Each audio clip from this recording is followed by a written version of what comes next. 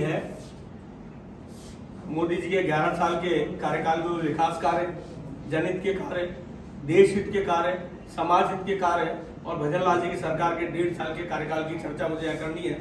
मुझे लगता है कि यहाँ बैठे सभी लोगों को सभी बातें ध्यान में होंगी, लेकिन मैं यहाँ पर बार बार उन बातों को इसलिए दोहरा रहा हूँ। मैंने कहा गरीबी हटाओ, तो मोदी जी ने तय किया जो हमारे पंडित दीनदयाल उपाध्याय जी का लक्ष्य था, अंत्योदय, लक्ष्य अंत्योदय, प्रण अंत्योदय।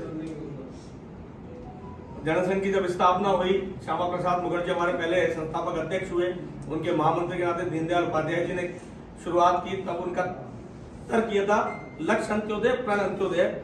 समाज के बैठे अंतिम व्यक्ति, दलित, पीड़ित, शोषित, वंचित, उस वर्ग तक सबके साथ समान रूप से विकास पहुंचे, उसकी समस्या का समाधान हो और देश आगे बढ़े। उस लक्ष्य अंत्योदय, प्रण अंत्योदय को अगर फलीभूत करने का काम किया तो इस मोदी सरकार ने किया। मैं याद करना चाहूंगा, जब 2014 में मोदी जी जब प्रधानमंत्री बने तो उन्होंने पहला काम किया कि जन धन के खाते खोले। इस देश में हर एक का खाता होना चाहिए और इस देश की जो वित्तीय व्यवस्थाओं को संभालने वाले, इससे पहले वित्तीय प्रबंधन के लिए जो अपने आप को बड़ा वित्तीय विश्लेषक कहते थे, जो हमारे प्रधानमंत्री होते थे, उनकी टीम के सदस्य और उस टाइम जो वित्तीय प्रबंधन देखने वाले लोग थे, उन्होंने कहा ये संभव ही नहीं है। मोदी जी ने कहा कि क्यों संभव नहीं है कि साहब अगर ये काम करने लगेंगे, इस देश की 125 करोड़ की आबादी के खाते खोलने लगेंगे तो हमको अगले 20 साल लग जाएंगे।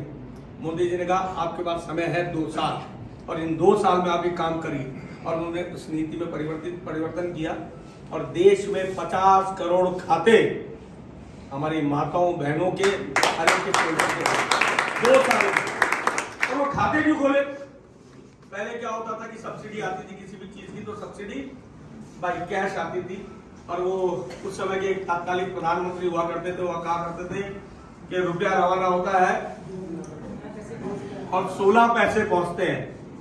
मोदी जी ने ये करके दिखाया कि हमारे उस अंतिम व्यक्ति तक उसके हित का, लाभ का कोई काम उन्होंने किया। उन्होंने कोई सब्सिडी दी तो उनके खाते में 100% पहुंचे। वो डीबीटीएल, डायरेक्ट बेनिफिट ट्रांसफर, वो करके दिखाया मोदी जी ने इन्हीं जनधन खातों के द्वारा। और यही नहीं, केवल मात्र सहायता पहुंचाई, सब्सिडी पहुंचाई नहीं, आम व्यक्ति को छत मिले, प्रधानमंत्री आवास योजना। इस देश में 3 करोड़ से ज्यादा आवास बना करके पिछले 10 साल में दिए तो इस मोदी सरकार ने। और केवल मात्र आवास की बात नहीं करूंगा, बात करूंगा शौचालय की इज्जत करके, कि इस देश में ऐसी स्थिति थी कि किसी घर में शौचालय नहीं हुआ करते थे, ग्रामीण परिवेश तो भूल ही जाइए। उन्होंने तय किया हमारी माताओं बहनों को इज्जत कर दूंगा और देश में 10 करोड़ से ज्यादा शौचालय बना करके दिए। उज्ज्वला योजना, उजाला योजना, किरण योजना। मैं योजना इसलिए बोल रहा हूं, हम सबको याद है, लेकिन में जो काम हुआ वो अपने आप में अतुलनीय है, अकल्पनीय है कि हमारी माताओं बहनों के आंखों से धुएं से आंसू नहीं आना चाहिए, हर घर में गैस पहुंचाने का काम। पंडित दीनदयाल उपाध्याय हमारे विद्युत योजना के अंतर्गत इस देश में 35% गांव जिनमें बिजली नहीं थी, 2014 तक उनमें बिजली पहुंचाने का काम।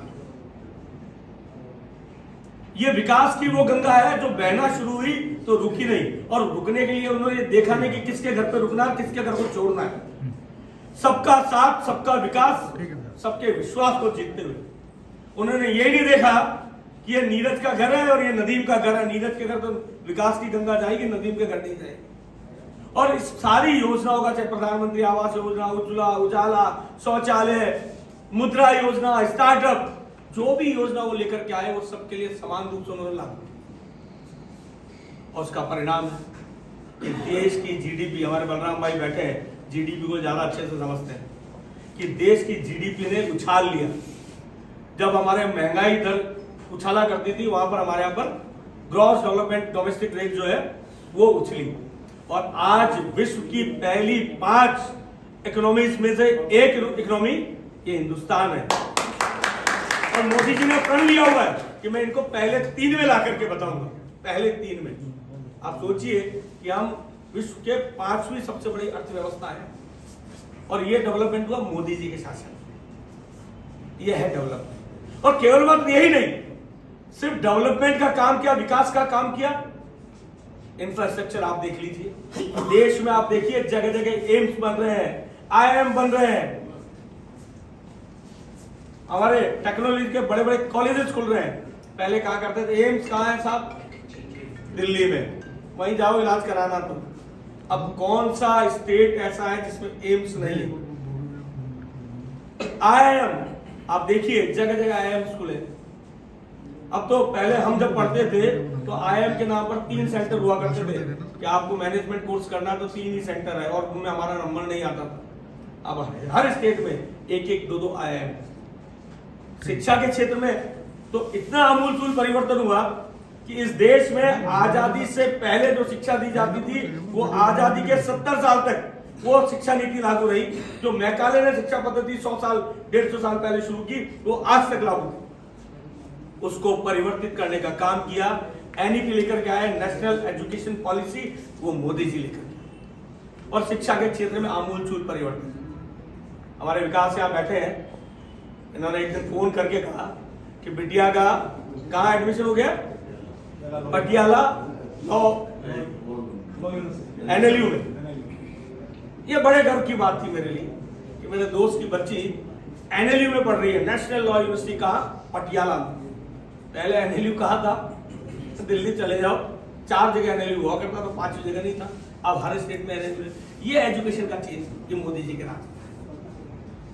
मैं विकास की बात कर रहा हूं, सोनगरा जी ने जो मोदी जी ने विकास और प्रगति की जो गंगा वायु की बात कर रहा हूं, ये मोदी जी के शासन में संभव हो पाया। हमारे ये नरुका जी बैठे हैं, बिटिया कहाँ पढ़ रही है मेडिकल कॉलेज में, ग्वालियर। क्यों पढ़ रहे हैं? क्योंकि वहां पर मेडिकल कॉलेज की सुविधा, वहां पर सीट्स बढ़ाने का काम, क्योंकि पहले हुआ करता था एक मेडिकल कॉलेज में 100 सीट, इस राजस्थान में 600 से 601वां बच्चा मेडिकल कॉलेज में नहीं जा सकता था, और आज हर जिले में मेडिकल कॉलेज, राजस्थान में, देश के हर जिले में मेडिकल कॉलेज। क्या बढ़ा? हमारी चिकित्सा सुविधाएं एकदम से बढ़ी। क्यों बढ़ी? क्योंकि मोदी जी ने वो विजन रखा कि एजुकेशन में सुधार आने से, हमारे एजुकेशन पॉलिसी में सुधार आने से हमारे डॉक्टर्स बढ़ेंगे, इंजीनियर्स बढ़ेंगे, टेक्नोक्रेट्स बढ़ेंगे, और उनके लिए कॉर्पोरेट्स बढ़ेंगे, बड़े बड़े कारखाने खड़े होंगे। वो बड़ा कारण है इस जीडीपी को पहली 5 इकोनॉमी में लाने का। ये सब प्रोफेशनल लोग हैं, वो जुड़े तो हम आगे बढ़े ना। और यही नहीं, मैं बात कर रहा हूं मोदी जी के विकास की, लेकिन मोदी